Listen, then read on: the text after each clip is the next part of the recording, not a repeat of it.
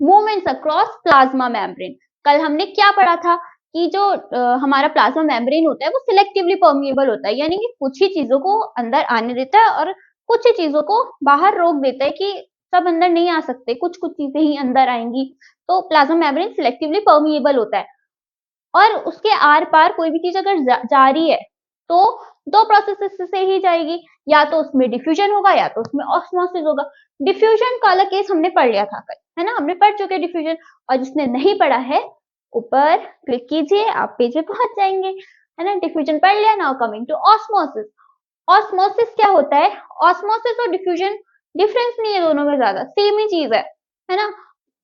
देखो डिफ्यूजन में क्या था हमारा कि कोई भी सब्सटेंस होता है वो ट्रेवल करता है कहां से, हायर कॉन्सेंट्रेशन से लोअर कॉन्सेंट्रेशन की तरफ ट्रेवल करेगा, है ना। ऑस्मोसिस में भी वही चीज है। देखो, passage of water from region of higher concentration to region of lower concentration. कब तक? Till the equilibrium is reach, यानी कि ऑस्मोसिस क्या है? मूवमेंट ऑफ सब्सटेंस की मूवमेंट कहां से कहां, from a region of higher concentration to the region of lower concentration. और कॉन्सेंट्रेशन क्या होता है वो हम कल वाली वीडियो में अच्छे से डिस्कस कर चुके हैं, है ना। तो उसमें ज्यादा टाइम वेस्ट नहीं करेंगे हम समझने में दोबारा। तो कॉन्सेंट्रेशन हायर से लो मूव करेगा कब तक? Till the equilibrium is reached. Now what is equilibrium? हम क्या पढ़ रहे हैं? सपोज हमारे पास एक सेल है और बाहर वाटर का कॉन्सेंट्रेशन ज्यादा है हम बोल रहे हैं, और सेल के अंदर वाटर का कॉन्सेंट्रेशन कम है, ठीक है। से मान लो, तो पानी कहां से कहां ट्रेवल करेगा? हायर से लो कॉन्सेंट्रेशन की तरफ, यानी कि बाहर कॉन्सेंट्रेशन ज्यादा है पानी की, बाहर पानी ज्यादा है, तो बाहर से पानी अंदर की तरफ आएगा, लोअर कॉन्सेंट्रेशन की तरफ आने लग जाएगा, है ना। कब तक आएगा? जब तक इक्विलिब्रियम रीच नहीं होता। इक्विलिब्रियम क्या है? पानी तब तक सेल के अंदर आता जाएगा जब तक बाहर का वाटर का कॉन्सेंट्रेशन अंदर के वाटर के कॉन्सेंट्रेशन के बराबर नहीं हो जाता। जब दोनों एक दूसरे के इक्वल हो जाएंगे, जब अंदर और बाहर पानी का कॉन्सेंट्रेशन बराबर हो जाएगा, तब हम क्या बोलेंगे? इक्विलिब्रियम तक पहुंच गए हम। इक्विलिब्रियम की स्टेट, इक्विलिब्रियम की कंडीशन बन गई यहाँ पे, ठीक है। तो क्या है osmosis? Passage of water from region of higher concentration to the region of lower concentration till the equilibrium is reached, ठीक है। Osmosis is the special case of diffusion. Diffusion का ही एक स्पेशल केस क्या है? ऑस्मोसिस है, through selectively permeable membrane, यानी कि प्लाज्मा मेम्ब्रेन, ठीक है। तो ऑस्मोसिस और डिफ्यूजन में फिर फर्क क्या है? अगर दोनों में यही चीज सेम ही चीज हो रही है ना, हायर से लोअर ही तो जा रहा है, डिफरेंस कहाँ आया? डिफरेंस बस इतना सा है दोनों में कि जो डिफ्यूजन होता है वो प्राइमरीली गैसेस के लिए होता है। डिफ्यूजन में गैसेस का मूवमेंट होता है, ठीक है। लेकिन जो ऑस्मोसिस होता है उसमें थोड़े बड़े मॉलिक्यूल्स वाले सब्सटेंसेस, जैसे कि वाटर, पानी, पानी ट्रेवल करेगा, ठीक है।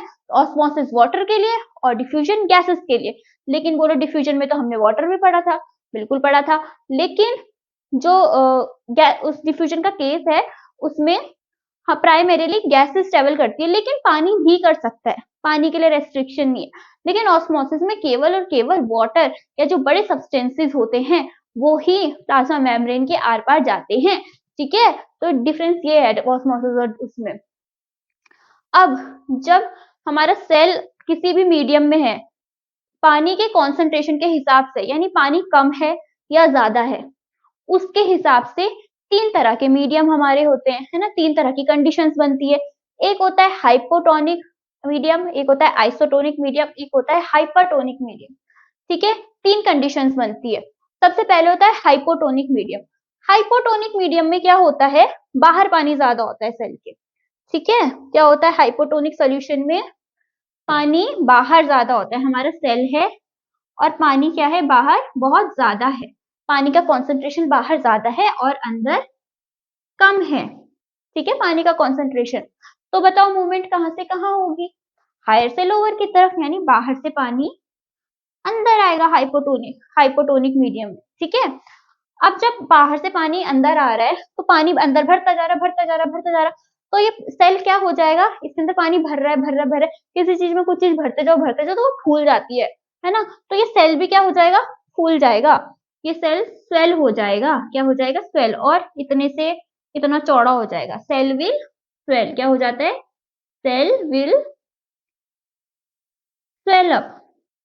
समझ आया क्या होता है? हाइपोटोनिक मीडियम में क्या होता है, बाहर पानी का कॉन्सेंट्रेशन ज्यादा होता है, तो पानी क्या करता है, हायर कॉन्सेंट्रेशन और हायर कॉन्सेंट्रेशन से लोअर कॉन्सेंट्रेशन की तरफ मूव करता है, यानी कि सेल के अंदर मूव करेगा। ठीक है, इंग्लिश में बोल लेते हैं एक बार लाइन को। इन हाइपोटोनिक मीडियम क्या होता है, the concentration of water is more outside the cell and less inside the cell. ठीक है, तो the water starts moving from outside the cell to inside the cell. Very galat English. But water will start moving from the region of higher concentration towards the region of lower concentration. That is from outside the cell towards inside the cell. ठीक है, तो and finally क्या हो जाएगा, cell will swell up, क्योंकि ज्यादा पानी भर गया है ना उसके अंदर, इसलिए। दूसरा कंडीशन होता है हमारा आइसोटोनिक मीडियम। आइसोटोनिक मीडियम में क्या होता है, आइसोटोनिक मीडियम में ना बराबर बराबर होता है, अंदर भी पानी और बाहर भी पानी बराबर होगा। सेल है हमारा, यहाँ पे जो पानी है और यहाँ पे जो पानी का कॉन्सेंट्रेशन है वो बिल्कुल बराबर है। तो ऐसा नहीं है कि यहाँ पे पानी की मूवमेंट नहीं हो रही, पानी की मूवमेंट हमेशा होती है, बाहर से अंदर जा रहा, अंदर से बाहर जा रहा पानी, है ना, लेकिन बराबर बराबर पानी बाहर आ रहा और अंदर जा रहा, उतना ही पानी अंदर आ रहा है, उतना ही पानी बाहर जा रहा है, तो कोई फर्क नहीं पड़ रहा सेल को, वो जैसे का तैसे ही है, वैसे का वैसा वहां पर चुपचाप से प्यार से खड़ा है। ठीक है, तो कोई असर नहीं पड़ता सेल पे। तो आइसोटोनिक मीडियम क्या होता है, in isotonic medium the concentration of water inside and outside the cell is equal. ठीक है, तीसरी कंडीशन होती है हमारी हाइपरटोनिक मीडियम। हाइपरटोनिक मीडियम में क्या होता है, हाइपोटोनिक का बिल्कुल उल्टा है हाइपरटोनिक। देखो क्या होता है हाइपरटोनिक में, कॉन्सेंट्रेशन ऑफ वाटर, हाइपोटोनिक में क्या था, बाहर ज्यादा था, हाइपरटोनिक में बाहर कम है पानी का कॉन्सेंट्रेशन और सेल के अंदर ज्यादा है। अब बताओ पानी कहां से कहां मूव करेगा, हायर से लोअर कॉन्सेंट्रेशन की तरफ। कॉन्सेंट्रेशन पानी का सेल के अंदर ज्यादा है ना, पानी सेल के अंदर जाता है तो कॉन्सेंट्रेशन अंदर जाता है, तो पानी अंदर से सेल के अंदर से सेल के बाहर मूव करने लग जाएगा। अब इसके अंदर से जब पानी बाहर जा रहा है, बाहर जा रहा है, तो बेचारा सेल, उसके साथ क्या होगा, उसके अंदर का तो सारा सामान बाहर चला गया, सारा पानी बाहर चला गया, तो ये जो बेचारा सेल है वो सिकुड़ जाता है। ठीक है, वो श्रिंक हो जाता है। तो क्या होता है इसमें हाइपरटोनिक मीडियम में, कैसे कहाँ गया, अरे हो गया। तो हाइपरटोनिक मीडियम में क्या होता है, cell will shrink, cell will shrink, यानी कि सेल क्या हो जाएगा, सिकुड़ जाएगा। ये किसमें होता है, आइसोटोनिक, ओ सॉरी हाइपरटोनिक मीडियम में। ठीक है, अब एक चीज होती है हमारे, अच्छा इसका एग्जांपल भी दे देते हैं। देखो हाइपोटोनिक मीडियम में जो पानी है हमारा, हम किशमिश भिगाते हैं ना रात को, कटोरी में हम क्या करते हैं, पानी लेते हैं और पानी में किशमिश किशमिश किशमिश डाल देते हैं। अब पानी बाहर ज्यादा है और किशमिश के अंदर पानी थोड़ा कम होता है, वी ऑल नो, है ना। तो पानी बाहर ज्यादा है तो पानी क्या करेगा, बाहर से अंदर जाएगा किशमिश के, है ना, क्योंकि अंदर पानी का कॉन्सेंट्रेशन कम है। तो जब किशमिश के अंदर पानी जाता है तो किशमिश फूल जाती है, सुबह जब हम देखते हैं किशमिश को फूली हुई रहती है वो, है ना। एप्रिकॉट के साथ भी वही होता है, फ्रूट होता है एक एप्रिकॉट, एप्रिकॉट हमारा, उसके साथ भी यही होता है, उसको पानी में रख दो रात भर के लिए, सुबह बेचारा फूल जाएगा। क्यों, क्योंकि मीडियम कैसा था, हाइपोटोनिक मीडियम था, पानी का कॉन्सेंट्रेशन बाहर ज्यादा था। ठीक है, तो इसी वजह से जो किशमिश होती है हमारी, रेजिन्स होती है, वो फूल जाती हैं। ठीक है, फिर होता है हमारा हाइपरटोनिक मीडियम। इसका एग्जांपल क्या है, एक काम करना, पानी लेना, सेम वही करना, पानी डालना, लेकिन पानी में ना नमक मिला देना। ठीक है, नमक वाला पानी में किशमिश को डाल देना।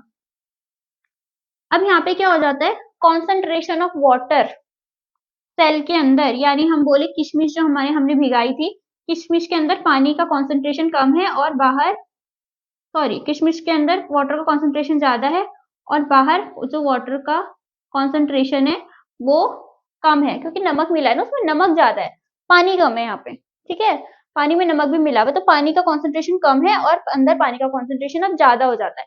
तो इसकी वजह से क्या होता है, किशमिश के अंदर का सारा पानी बाहर निकल आता है। तो इसको जब हम ऑब्जर्व करेंगे ना सुबह, किशमिश सिकुड़ी भी हुई होगी, ठीक है, फूली भी नहीं होगी, जो नमक वाले पानी में हम भिगाते हैं। ठीक है, तो ये किसका एग्जाम्पल हो गया, हाइपरटोनिक सोल्यूशन का। ठीक है, अब देखते हैं हम, दो टर्म्स आते हैं, एक्सोऑस्मोसिस एंड एंडोऑस्मोसिस। ये क्या होता है, एक्सो यानी बाहर, एंडो यानी अंदर। तो जब सेल के बाहर पानी ट्रेवल करे उसको बोलते हैं हम एक्सोऑस्मोसिस। एंडो मतलब अंदर, तो जब सेल के अंदर आ रहा है ना पानी, यानी कि हाइपोटोनिक मीडियम में, है ना, तो जब सेल के अंदर पानी आता है तो उसको हम क्या बोलते हैं, एंडोऑस्मोसिस बोलते हैं। ऑस्मोसिस जरूरी क्यों है, क्योंकि बहुत सारे प्रोसेसेस हैं जो ऑस्मोसिस की वजह से होते हैं, पॉसिबल हो पाते हैं। ठीक है, जैसे कि यूनिसेलुलर जो फ्रेश वाटर ऑर्गेनिज्म हमारे होते हैं, जैसे अमीबा वगैरह, तो पानी में तो रहते हैं, अमीबा, पैरामीशियम, तो इनको, इनमें पानी अंदर आता है बॉडी के, कैसे आ रहा है, ऑस्मोसिस की वजह से आ पा रहा है। ठीक है, जो प्लांट्स होते हैं, हम पौधों में पानी डालते हैं, है ना, तो फिर पौधे अच्छे अच्छे हेल्दी हेल्दी ग्रो होते हैं हमारे। तो पानी को कैसे अपने अंदर एब्जॉर्ब कर पा रहे हैं, ऑस्मोसिस के प्रोसेस की वजह से। ठीक है, नीचे जमीन में पानी का कॉन्सेंट्रेशन ज्यादा हो जाता है, जब हम पानी डालते हैं पौधे की जड़ के अंदर कम हो जाता है, तो कॉन्सेंट्रेशन हायर टूल हो जाएगा। बाहर मिट्टी में पानी का कॉन्सेंट्रेशन ज्यादा है और बेचारे रूट में पानी का कॉन्सेंट्रेशन कम है, तो बाहर मिट्टी से रूट के अंदर पानी जाने लग जाता है, किसकी वजह से, ऑस्मोसिस की वजह से। तीसरा होता है absorption of water by plant roots, है वही तो हो गया, ऊपर क्या था, प्लांट सेल्स गेन, ओहो सॉरी, रूट वाला ये है। और जो प्लांट सेल्स होते हैं ना हमारे पौधों के सेल्स, पानी तो गया रूट के अंदर, अब पत्ते के अंदर भी सेल्स होंगे, सेल्स के अंदर भी एब्जॉर्ब तो कर लिया, लेकिन सेल्स के अंदर पानी कैसे जाएगा, ऑस्मोसिस की वजह से ही जा पाता है। ठीक है, तो ये तो क्या था हमारा पूरा ऑस्मोसिस का प्रोसेस। नेक्स्ट हम पढ़ेंगे प्लाज्मोलिसिस, एक प्यारा सा फिनोमिना, छोटा सा।